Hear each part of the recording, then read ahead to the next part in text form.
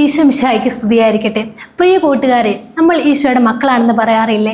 ഒരപ്പൻ്റെ മക്കൾക്ക് അപ്പൻ്റെ ചില സ്വഭാവങ്ങൾ ഉണ്ടാകാറുണ്ട്. നമ്മുടെ പിതാവായ ദൈവത്തിൻ്റെ ഏറ്റവും പ്രധാനപ്പെട്ട സ്വഭാവം എന്താണെന്ന് നിങ്ങൾക്കറിയാമോ? അത് സ്നേഹമാണ്.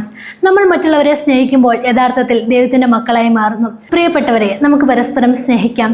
സ്നേഹം ദൈവത്തിൽ നിന്നുള്ളതാണ്. സ്നേഹിക്കുന്നവൻ ദൈവത്തിൽ നിന്ന് ജനിച്ചവനാണ്. അവിടുന്ന് ദൈവത്തെ അറിയുകയും ചെയ്യുന്നു. ഈ വചനം നമുക്ക് പറഞ്ഞു തരുന്ന കാര്യങ്ങൾ നമുക്ക് ശ്രദ്ധിക്കാം. ഒരു കിണറ്റിൽ നിന്നാണല്ലോ നമ്മൾ വെള്ളം കോരുന്നത്. അതുപോലെ സ്നേഹത്തിൻ്റെ കിണറാണ് ദൈവം. നമ്മൾ ദൈവത്തോട് പ്രാർത്ഥിക്കുമ്പോൾ ദൈവത്തിൻ്റെ സ്നേഹം നമ്മുടെ ഉള്ളിലേക്ക് വരുന്നു.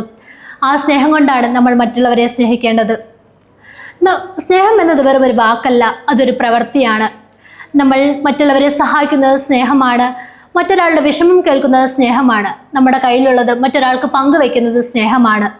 നമുക്ക് ദൈവത്തെ കാണാൻ കഴിയുകയില്ലായിരിക്കും, എന്നാൽ മറ്റുള്ളവരെ സ്നേഹിക്കുമ്പോൾ നമ്മൾ ദൈവത്തെ തൊട്ടറിയുകയാണ്. സ്നേഹമില്ലാത്ത ഒരാൾക്ക് ഒരിക്കലും നല്ലൊരു ക്രിസ്ത്യാനിയാകാൻ സാധിക്കുകയില്ല. ഇന്നത്തെ പരിഹാര പ്രവൃത്തി ഇതാണ്. ഇന്ന് മാതാപിതാക്കളെയും സഹോദരങ്ങളെയും സഹായിക്കാൻ പ്രത്യേകം ഒരു സമയം മാറ്റിവെക്കാം.